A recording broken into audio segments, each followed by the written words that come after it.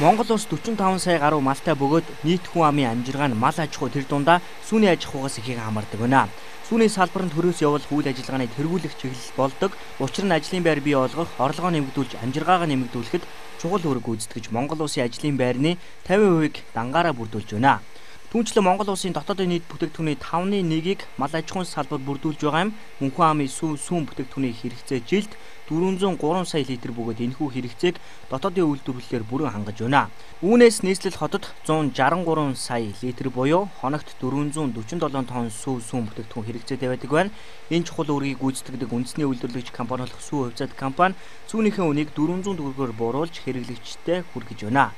Жишээлбэл 4% тослогтой мини Монгол суу 1850 төгрөг, 3.2% тослогтой мини Монгол суу 1800 төгрөг, жижиг савлгаатай электра суу 800 төгрөг болон буурч байна. Бөмбөр худалдааны төвд мини Монгол суу өнөөдрийн байдлаар 2000 төгрөгийн үнэтэйгээр худалдаагдаж байна. Тэгэхээр худалдаачид үйлдвэрээс гарч байгаа үн дээр 100-аас 150 төгрөг нэмэн борлуулж байгаа гэсэн үг ээ.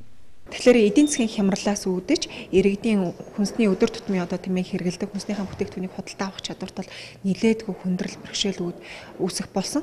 За тэгвэл Сүү хувьцаат компани тухайд нийгмийн хариуцлага ухамсарлан за одоогоор бол 30 гаруй нэр төрлийн бүтээгдэхүүнийхээ үнийг бол буулгаад байна. За үүнээс жишээ дурдж хэлэхэд миний Монголын сүү, электр сүү гэдэг иргэдийн өдөр тутамдаа түгээмэл хэрэгэлдэг сүнүүд байгаа. За эдгээр сүнийхээ үнийг бол 400-аас 200 төгрөгөөр бууруулж иргэдийнхээ тэр эдийн засгийн хямрал төртөд байгаа иргэдтэй бас багц чадхай нэмэр болох үс ийм хямдралыг үзүүлээд байгаа юм. Үндэсний статистикийн хорооноос гаргасан мэдээллээр 5 сарын сүүлийн байдлаар гол нэрийн бараа бүтээгдэхүүн буюу мах, сүү, гурил, будаа зэрэг бүтээгдэхүүний үн 1% өссөн үзүүлэлтээ гарчээ. Иргэдийн хувьд энэ үнийн өсөлт хүн дээр тусч байгааг хэлж байна. Эдийн засаг хүндхэн байгаа энэ цаг үед бараа бүтээгдэхүүнийхээ үнийг тогтвортой байлгах, инфляцийг бууруулах арга хэмжээ авахгүй бол ард иргэд хүсэж хангалж хүндхэн байдалтай байсаар байгаагаа учрууллаа. Хамгийн сүүлийн 5 сарын 21-ний байдлаар хүнсний гол нэрийн төрлийн барааны үн өмнөх сарынхаас 1%-аар өмнөх 7 оны мөн эсвэл 1.6% байна. Энэ өсөлтөнд голчлон махны үнийн өсөлт нөлөөлсөн байна. Сүүний үн өмнөх сарынхаас 2.3-аас 5.4 өссөн байна. Сүү ер нь их өсдөг шүү дээ. Амар их өсөлттэй. Ер нь бараа нөгөө нь хайхтрын өсөлттэй байд юм лээ.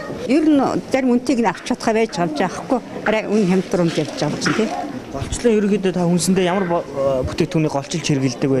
Яг талх сахар маслуур бол шүү дээ гол нь. Тийм. Одоо мах гэхэд чинь сүү одоо ер нь хуурчаад сүү бас нэмэгдсэн. 800-аас 1200-300 хүрээ явсан. Зарим өөр 2000 гаруй явсан. Тэгэхээр